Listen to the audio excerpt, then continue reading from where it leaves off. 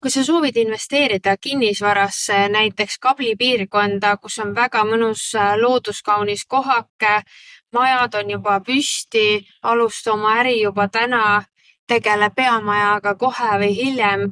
Kõrvalhoones saad täiesti kõlbulikult elada, ööbida, seal on saunad.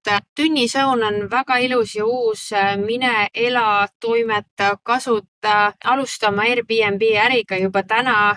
Loo sinna puhkekeskus, kutsu välismaalasi, korralda retriite, kõik on teostatav. Kõik, millest sa oled unistanud võib-olla sellisest puhkekeskuse koha pealt, siis siinkohal on kõige lihtsam alustada. Välismaalastele väga meeldib meie loodusrikas Eesti, meil on roheline, meil on seal randa, vaatlustorn, mõnus hubane külapoekene, väga-väga kaunis, maja ees on ilus uus asfalt, maja ümber on väga kena aed, pane mõni hobune sinna.